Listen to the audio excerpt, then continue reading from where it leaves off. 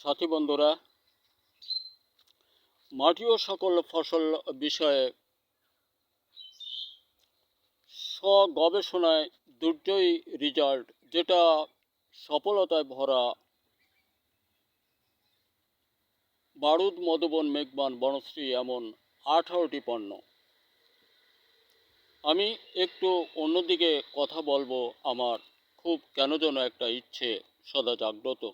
দেখুন, অতীত আমাদের প্রথম যে স্বাধীনতা আমরা অর্জন করেছিলাম শেখ মুজিবুর রহমান সাহেবের হাত দিয়ে, এদেশের অনেক নর নারী ত্রাণনাশী তথা যথাসম্ভব অনেক মা বোনদের ইজ্জত বিলুপ্ত, অনেক কিছু হয়েছিল। নদীতে লাশে লাশ ভেসে যেত। এটা অনেক কথা। যে কোনো অবস্থায় হোক, এই ভাইয়ে ভাইয়ে বিভেদ বা ভাগাভাগি হয়ে যাবার মতো একটা কৌশল আমরা তৎকালীন সময় একটা নাম বদলালাম, পাকিস্তান বদলায় একটা নাম সংগ্রহ করলাম, সেটা বাংলাদেশ, আর একটি পতাকা। দেখুন, এই পতাকা আর বাংলাদেশ এটা সঠিক ছিল, কিন্তু আমরা যারা মুক্তিবাহিনী ছিলাম, যোগ সহযোগে ছিলাম, যারা দেখেছিলাম, তখনকার হিসেব তো এইটা ছিল না। এই দেশটা স্বাধীনতা অর্জন করার পর আমাদের নেতা শেখ মুজিবুর রহমান তৎকালীন সময় ভারতে ইন্দিরা গান্ধীর কলা কৌশলে নিজে বাধ্য হয়েছিলেন এই দেশের ক্ষমতা, এই দেশটা ওই দেশের কথা অনুসারে চালাবার জন্য। কারণ এ অনেক বিশদ বর্ণনা দরকার নেই। যশোর টু খুলনার মধ্যে যে ইন্ডাস্ট্রিগুলো ছিল, এটা ভারত থেকে তারা তৎকালীন সময় ইঞ্জিনিয়ার গাড়ি দিয়ে নিয়ে যেতে লাগলো। শেখ মুজিবুর রহমান অবজেকশন, কয়েকজন মেজর জেনারেল এন্ড অবজেকশন দেওয়াতেও ওনাদেরকে কারারুদ্ধ করতে বলেছিলেন তৎকালীন সময়ে শ্রীমতী ইন্দিরা গান্ধী। মুজিব বাধ্যতামূলক তাদেরকে কারারুদ্ধ করেছিলেন। যাক, অত দূরে যাব না। এখন এ পর্যন্ত যত সরকার এসছেন, কম বেশি সকলেই ভারতের গা ঘেঁষা ছিল। একজন সরকার শুধু ভারতীয় পণ্য দেশে গ্রহণ করতেন না, গাড়ি গাড়ি পণ্য পরিয়ে ছাপ করে দিয়েছিলেন এক সময় বর্ডার থেকে অনেক জায়গায়। যাই হোক, পরবর্তীতে আমরা যে আওয়ামী লীগ সরকার ছিলাম এবং আমরা যারা ভোটার ছিলাম, আমরা যারা তৎকালীন মুক্তিবাহিনী ছিলাম, আমরা যারা দেখেছিলাম তখনকার কথাগুলি, এ পর্যন্ত আমাদের আওয়ামী লীগ সরকারের যে কন্যা শেখ হাসিনা, উনিও আমাদের অর্জিত অর্থ, আমাদের সকল গায়ের ধর্ম, আমাদের সেই ইজ্জতহারা মা বোনদের শ্রদ্ধা স্নেহ প্রবণতা সহ যারা মুক্তিবাহিনী বেঁচে আছেন এবং মারা গেছেন, সকলের ইজ্জত সম্মান বোধ করি ভারতের হাতে উনি তুলে দিচ্ছেন। দেখুন, এটা অতীব দুঃখের সাথে বলতে হয়। ওনার এটা জ্ঞান চেতনার বাইরের ব্যাপার। কারণ ওনাকে একটু ভালোবাসেন, কারণ সাধারণ কথা, উনি মেয়ে মানুষ তো, ওনাকে একটু ভালোবাসেন, মুখের ভালোবাসা যেটা দেওয়ার প্রশংসা করেন, যে কারণে উনি উৎফুল্ল বিকশিত হয়ে দেশের সকলটা ভারতের হাতে তুলে দিতে উদ্যত বা এ পর্যন্ত দিয়েছেন।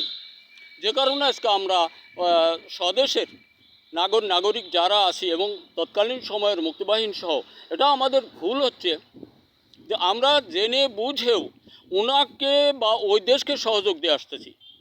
উনি চাইছে আমরা ঠিক আছে সাথী আছি, কিন্তু কেন আমাদের জ্ঞান হলো না? আমরা তো একেবারে ছোট নয়।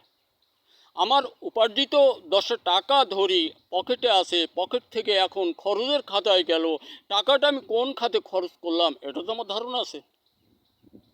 তাহলে দেশময় এই সরকার যখন এভাবে, উনি তো জ্ঞানে হোক অজ্ঞানে হোক যে কোনো অবস্থায় ওখানে মাতাল হয়ে গেছেন, দিচ্ছেন এদেশের সকল কিছু, রাস্তাঘাট, বিমানবন্দর, অল এভরিথিং যেটা দেওয়ার দরকার একটা দেশকে আরেকজনের হাতে তুলে দিতে, এটা 16 আনায় উনি অর্পণ করেছিলেন। তারা ঠিক সেভাবে গরিষ্ঠ করেছিলেন, হয়তোবা তাদের একটু ভুল।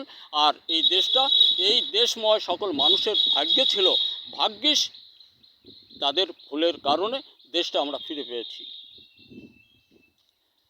তবে এখনও আমরা যারা তাদের হাতে এই দেশের, তাদের শাসন এই দেশে আনার জন্য আমাদের দেশের জীবন প্রাণনাশী হোক এটা আমরা ধারণা করেও দল পাকাচ্ছি। বলুন, আমরা তো বাস্তবেই সার্বিক সচেতনতা আমাদের মধ্যে রয়েছে, এটা তো আমরা একটু ভাবলেই বুঝতে পারি। আমাদের দেশে শুধু বাকি ছিল একটা কাজ, পতাকা। তাছাড়া তারা সৈনিক মোতায়েন মানে অল এভরিথিং ওকে করে ফেলেছিল। এটাই জাতির সৌভাগ্য, আর তাদের দুর্ভাগ্যবশত ভুল ছিল, যে কারণে জননেত্রী শেখ হাসিনায় দেশ ছাড়তে বাধ্য হয়েছিলেন।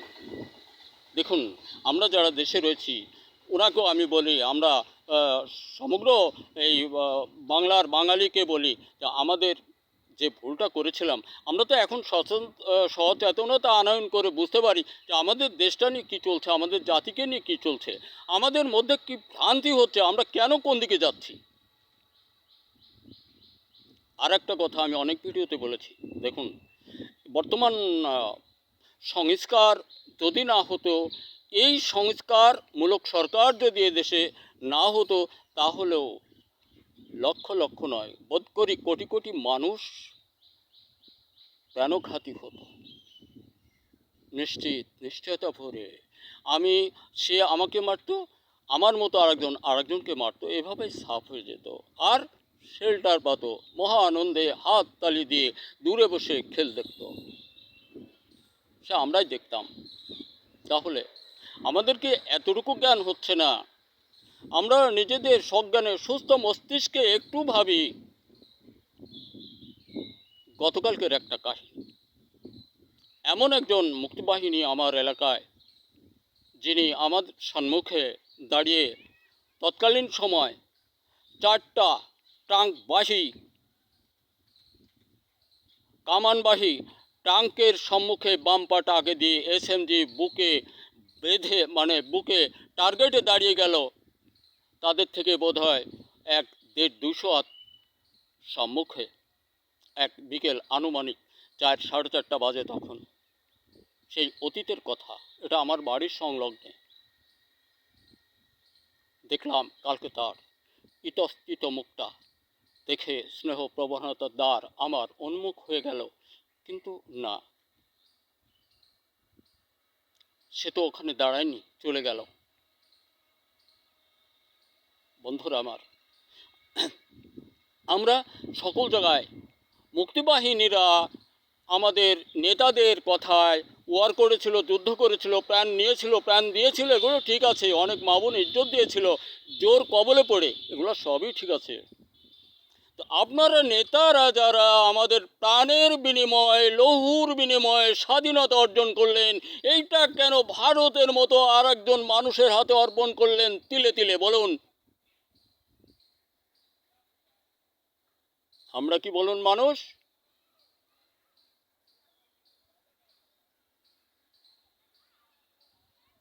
অনেক কথা, অনেক ব্যথা। আমরা সতর্ক হই, সাবধানতা অবলম্বন করি, নিজেকে চিনি, নিজের দেশটাকে চিনি, নিজের ভাই বোন মা বাবা ইত্যাদি প্রতিবেশী সকলকেই চিনি, চরিত্রটাকে সঠিক করি।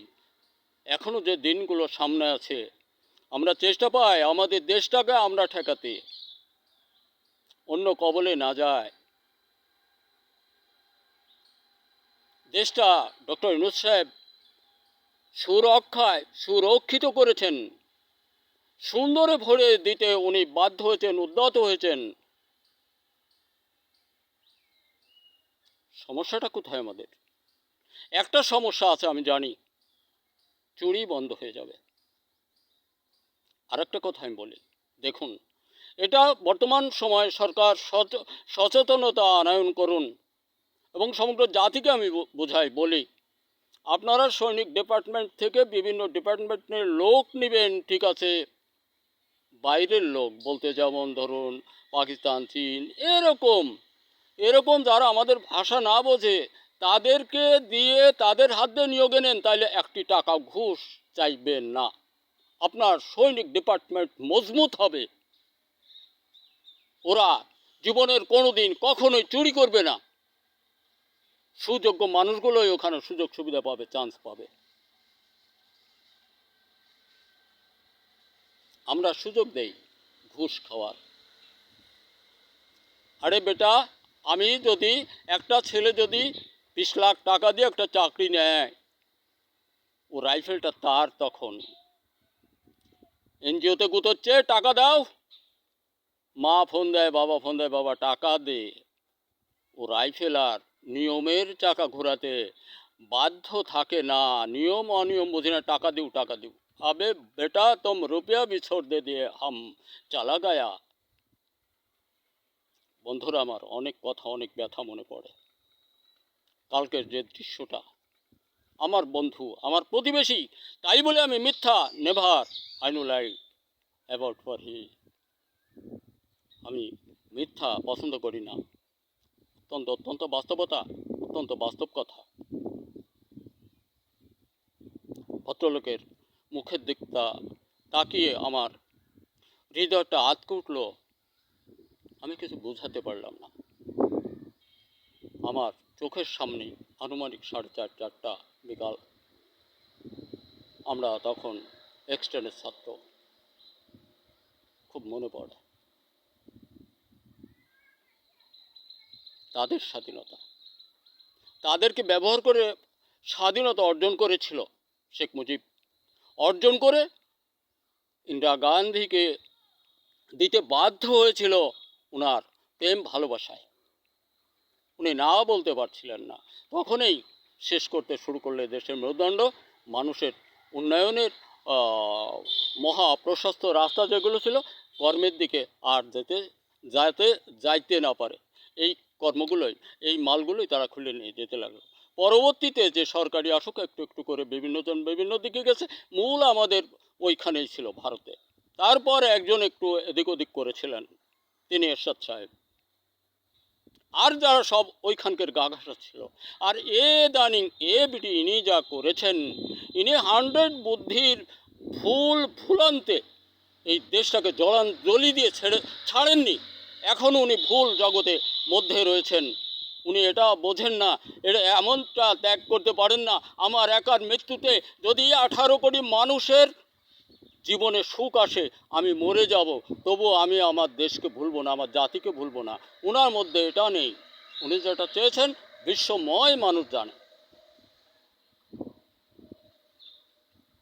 আজ যদি বাংলাদেশ স্বনির্ভর হয় কোনো দিন, যদি সে ওইগুলা কেসের মাধ্যমে ফেরত চায়, কে দেবে?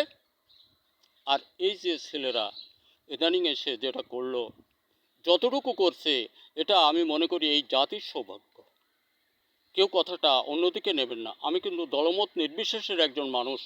আমার বাস্তব কর্ম, আমি নিজের গবেষণায় কিছু উৎপাদন করি এবং প্রতিটা ভিডিওতে বলি, দেশের সকল ছেলেমেয়েরা, তোমরা সজ্ঞানে, সুস্থ মস্তিষ্কে, সর্জিত লেখার মতো, একজনকে ভালোবাসার মতো, সুন্দর ভালোবেসে যে কোনো কর্ম হাত দাও, নূতন কিছু তৈরি করো, আবিষ্কার করো, বাজারজাত করো।